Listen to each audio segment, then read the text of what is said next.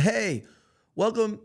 That's so bad. I don't even know how to start this. It's been almost a year since I started Get Indiana and been on this journey creating fun content, putting out newsletters, podcasts, having some of the coolest Hoosiers across the state doing amazing things right here in the studio. I've been trying to think of a way that I can reach more listeners and share the crazy things that I'm learning that maybe don't make the final podcast episodes. I think that there's just so many different stories that I'm uncovering that I can't fit them all into the normal podcast episodes. So we're going to start dropping these every now and again where that'll be our Hoosier happenings, where I share different information that I'm learning about the state, different fun facts or events or just crazy things that need to be on your radar. I mean, these will be quick episodes where you can learn some more about the Hoosier State. So I just got back from the IDDC Media Marketplace. So Visit Indiana and the crew behind that puts this on. Now, this is an awesome event where they bring in travel partners from across the state, up into Shipshewana, South Bend, Southern Indiana, French Lick, Muncie, Delaware County, everyone was there for the most part. And I walked around for 2 hours and talked to some awesome members of the teams there. And I picked up so much information about Indiana and some crazy things that I didn't even know existed that I figured I would hop on and share with you. So the first one is down in Bloomington. So I have this one-sheeter and I had a great conversation there and learned about this Tibetan Mongolian Buddhist Cultural Center. And I know that seems a little crazy, but apparently the Dalai Lama's brother was a professor at IU and bought some land and put this cultural center where there are self-guided tours, meditation classes. You can stay on site in a yurt, and it is this immersive experience to how Tibetan Buddhist monks live.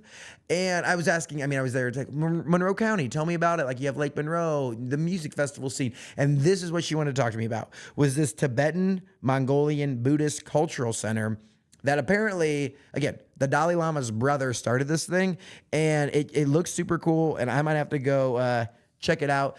Founded by a previous IU professor. I thought that was super interesting, happening down in Bloomington, and it was one of the only ones in either the country, the country's only. So if you want to go, you're looking for a mindfulness retreat or a little meditation practice, this could be a good option for you. The next thing that I found that was interesting was in Anderson. Actually, it was in Madison County, and I don't know where exactly it was in Madison County on their one sheeter here. I just know that it was somewhere up in the area, but it's the world's largest ball of paint. Thought that was kind of crazy. And I don't know, we'll put a little graphic on here so you can see this thing. But apparently it used to be a baseball, and now it's the size of a friggin', I don't even know what, a massive ball of paint, and it holds the Guinness Book of World Record for largest ball of paint, but every single day. So famous people, country singers have come in and you have to paint a layer on it every single day for them to maintain their Guinness Book of World Record status. And I thought that was super interesting that there's a farmer who started this, and then Sherwin-Williams and Lowe's teamed up and built a little, shack for it. And this guy, if he doesn't have a visitor or a celebrity or someone come through and put a layer on, he has to go out and paint this thing every single day. So Madison County, home to the world's largest ball of paint. The next one that I learned, I had a great conversation with the crew from Wayne County and specifically Richmond. I had no idea. So first thing is I talked about what I thought was called Gannett Records, but it's really Jeanette. So that's it's not G, it's Jeanette Records and Hoagie Carmichael, where they cut that first, the vinyl there. What I also found that was interesting, and I don't know if it's on here, but apparently Richmond and Wayne County is home to the state's only 2 mummies. So there was, a local person that ran a museum and somebody else, and they would travel abroad and bring back their goodies to Richmond, and they found, I don't know where you'd buy a mummy at, but somewhere over in Egypt, I guess, they bought mummies and brought them back, and they now reside in Richmond. I thought that was crazy, crazy cool.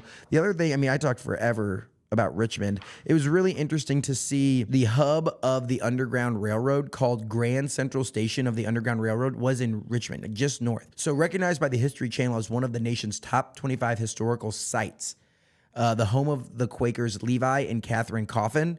And this is a crazy cool tour and experience. And she said it's really going to pull on your heartstrings to see where this Grand Central Station of the Underground Railroad is in Richmond. And you can see where they hid runaway slaves and how they helped get them north. They said it's an incredible experience that you start with a video and you really get into the vibe and you learn more about the Underground Railroad and the part that Indiana played in that. I thought that was super, super fascinating.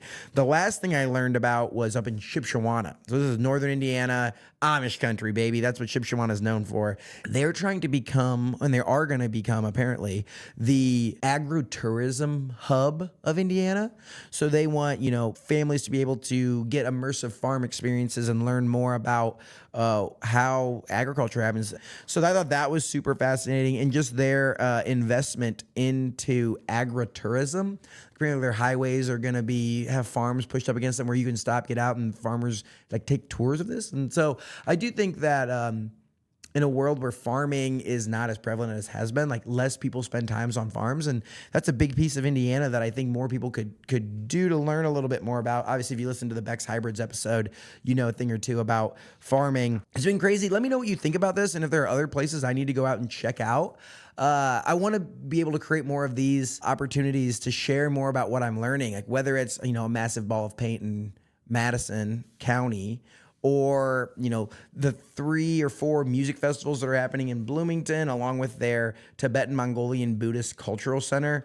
I just think some of these things are fascinating. And when you look into history, I've been doing some deep dives, and I'm excited to share some of those later on down the road, where we dive into the history of the Ball family from Muncie, or Colonel Eli Lilly here in Indianapolis, or the Holman family in Terre Haute. I've just found some super, super interesting tidbits that don't always make it into our long interview podcast, even though I try to weave them in sometimes. So if there's other things that you want me to check out or learn about, or small towns, feel free to hit me up on Instagram or email me, and I'd love to come check it out and learn. And if you want more content like this, make sure you hit subscribe, and we'll talk to y'all soon.